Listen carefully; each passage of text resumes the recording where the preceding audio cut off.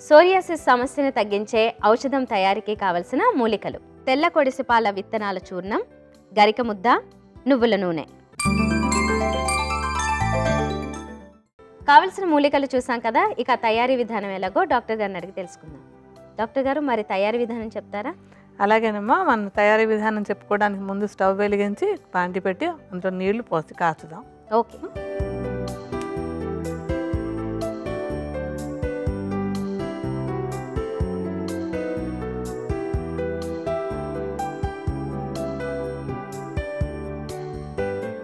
ఏంటంటే ఎప్పుడు చెప్తూనే ఉంటాను నేను, మేమేమో అన్నీ సుమారుగా వేసి చూపిస్తాం, బట్ మీరు కొలతగా వేసుకోవాలి. ఈ ఔషధం తయారు చేయడానికి ఏంటంటే 1600 మిల్లీలీటర్ల నీళ్ళను పోసి అందులో తెల్ల కొడిసెపాల గింజల చూర్ణాన్ని వేసుకోవాలి.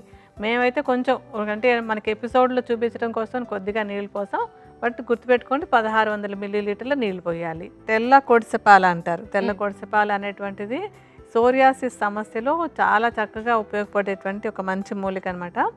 దీనికి ఏంటంటే ఇది ఆ ప్రాచీన కాలం నుంచి చెప్పినటువంటిదైనా ఇటీవల కాలంలో కూడా చాలా చక్కటి రీసెర్చ్ జరిగి ఈ కొడిసెపాల, తెల్ల కొడిసెపాల అనేటి దాన్ని కడుపులోకి పైపూతకి కూడా సోరియాసిస్లో చాలా మంచి ఫలితాలను ఇస్తుంది అనేది రీసెర్చ్లో కూడా మళ్ళీ తెలిసిందనమాట.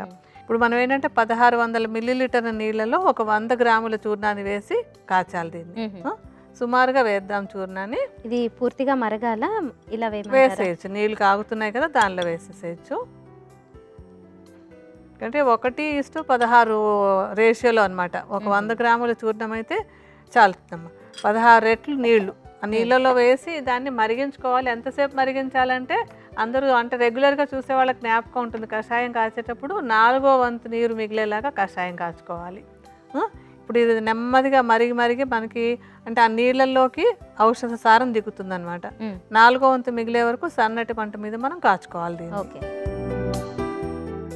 ఇప్పుడు బాగా మరిగి 4వ వంతుకి వచ్చేసింది కదా. ఈ 4వ వంతుకి వచ్చిన తర్వాత మనం స్టవ్ ఆపి వడపోసి ఆ కషాయాన్ని తీసుకోవాలి. స్టవ్ ఆపేయండి, వడపోద్దాం.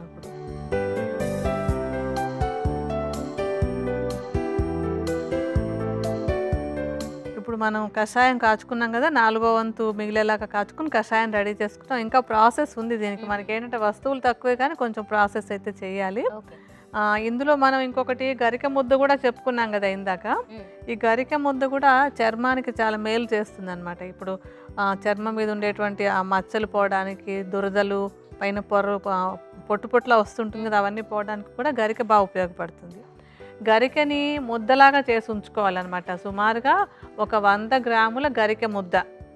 గరికని చక్కగా మెత్తగా నూరి ముద్దలా చేసేసుకోండి. ఆ ముద్దను రెడీగా పెట్టుకోండి.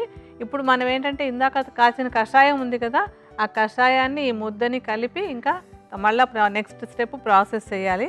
మళ్ళీ స్టవ్ వెలిగించి మళ్ళీ కడాయి పెట్టుకుందాం.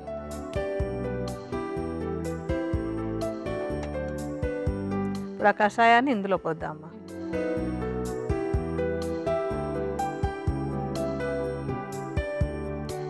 మేము కొంచెంగా చూపిస్తున్నాం. మీకు 400 మిల్లీలీటర్ల కషాయం మిగులుతుంది. ఆ కషాయంలో 100 గ్రాముల గరిక ముద్ద వేయాలి. ఇప్పుడు మీకు కొద్దిగా వేసి చూపిస్తున్నాం. గరిక ముద్ద కూడా అందులో వేసేద్దాము. తర్వాత నువ్వుల నూనె కూడా కషాయంలో 4వ వంతు, అంటే 400 మిల్లీలీటర్ల కషాయం అయితే 100 మిల్లీలీటర్ల నువ్వుల నూనెని మనం ఇందులో పోసుకోవాలి.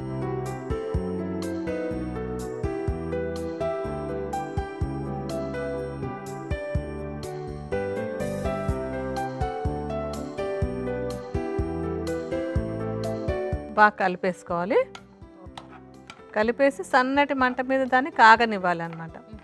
ప్రోగ్రామ్ రెగ్యులర్గా చూసే వాళ్ళందరికీ జ్ఞాపకం ఉంటుంది, ఎప్పుడు తైలం కాచుకోవాలి అంటే కనుక ఆ నీటి శాతం అంతా కూడా ఎగిరిపోవాలన్నమాట. అంటే ఒక 400 మిల్లీలీటర్ల కషాయాన్ని పోస్తాం కదా, ఆ నీరంతా ఎగిరిపోయి 100 మిల్లీలీటర్ల తైలం తయారయ్యే వరకు దాన్ని సన్నటి మంట మీద కాచుకోవాలి.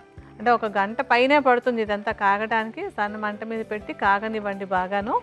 నీరంతా ఎగిరిపోయిన తర్వాత వడకట్టుకోవాలి. అప్పుడు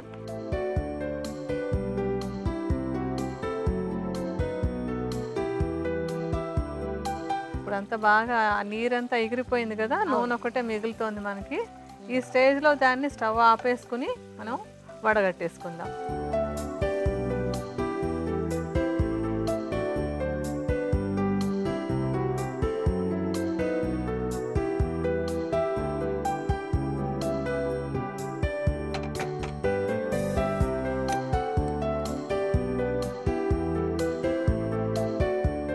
వడగట్టేసుకున్నాం కదా, ఒక తైలం తయారైంది మనకి. ఇదే మనం తయారు చేసేటువంటి ఔషధం అన్నమాట. ఔషధం రెడీ అయిపోయినట్టే. ఓకే. మరి దీన్ని లోపలికి తీసుకోవచ్చు, బయటికి పైపూతగా కూడా అన్నారు. కాదు కాదు, మనం చెప్పింది ఏంటంటే ఇందాక ఆ కొడిసెపాల గింజల్ని లోపలికి తీసుకునే ఔషధాల్లో కూడా వాడుకుంటాం. ఇప్పుడు తయారు చేసిన తైలం పైపూతకు వాడుతున్నాం. ఓకే. ఈ తైలాన్ని ఏంటంటే ఎక్కడెక్కడ సోరియాసిస్ ఆ ప్యాచెస్ మచ్చలు లాంటివి ఉన్నాయో దాని మీద పైపూతకి ఉదయం సాయంత్రం 2 పూట్ల రాసుకుంటూ ఉన్నట్టయితే ఏంటంటే ఆ మచ్చలన్నీ కూడా నెమ్మదిగా తగ్గడానికి ఈ ఔషధ తైలం చాలా చక్కగా ఉపయోగపడుతుంది. ఆ దురదలు అవి తగ్గిపోయి పైన పొట్టంతా తగ్గిపోయి హెల్తీగా అనిపిస్తుంది అనమాట. సో రెగ్యులర్గా రోజు వాడుకుంటూ ఉండాలి. ఓకే. ఒకసారి తయారు చేసుకున్న తర్వాత ఎంతకాలం తైలం ఎంతకాలమైనా ఉంటుందమ్మా. ఆయిల్ కనుక ఏం ప్రాబ్లం ఏం లేదు.